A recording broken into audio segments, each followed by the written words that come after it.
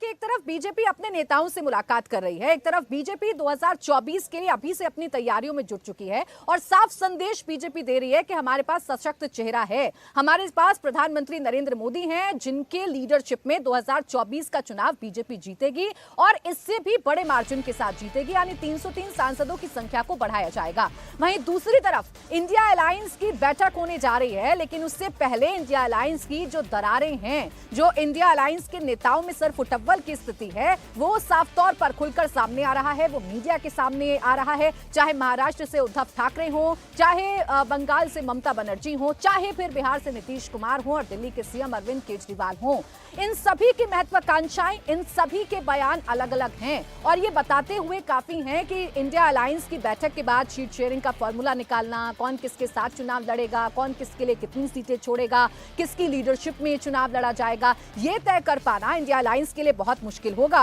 इसकी जानकारी आप ऐसे समझिए कि उद्धव ठाकरे ने कह दिया है कि जरूरी नहीं है कि संयोजक ही गठबंधन का नेतृत्व करे, चुनाव में बहुत कम समय बचा है, ऐसे में मीटिंग में सबको खुलकर अपनी बात रखनी चाहिए। यानी उद्धव ठाकरे ये नहीं चाहते कि जो इसके संयोजक हैं वो कहीं ना कहीं प्रधानमंत्री के तौर पर अपने आप को प्रोजेक्ट करें। नीतीश कुमार के समर्थक उनके लिए पोस्टर लगा रहे हैं, वो प्रधानमंत्री के कैंडिडेट होंगे, ऐसी मांग की जा रही है। इसीलिए चुनौती इंडिया अलायंस के लिए बहुत बड़ी है।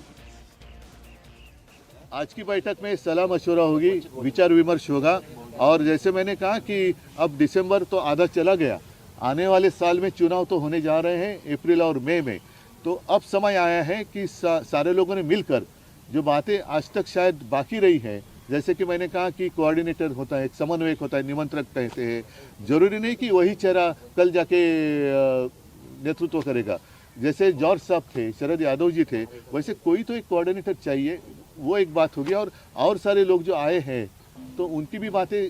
हम सुनेंगे और सारे मैं भी मेरी बात कहूँगा, फिर देखते। देखो, कोऑर्डिनेटर को भी एक चेहरा होना चाहिए, नहीं तो बिना चेहरे का कोऑर्डिनेटर कैसे बनेगा। अब देखिए, कोऑर्डिनेटर कौन होगा ये इंडिया अलायंस तय नहीं कर पा रहा है और इंडिया अलायंस के कोऑर्डिनेटर से कोई गलत मैसेज ना चला जाए, वो नेता अपने आप को बड़ा ना समझने लगे, उसके चेहरे को 24 में प्रोजेक्ट ना कर दिया जाए, इसके लिए अपने ही जो साथी हैं वो उनकी बयानबाजी जो है वो शुरू हो गई है।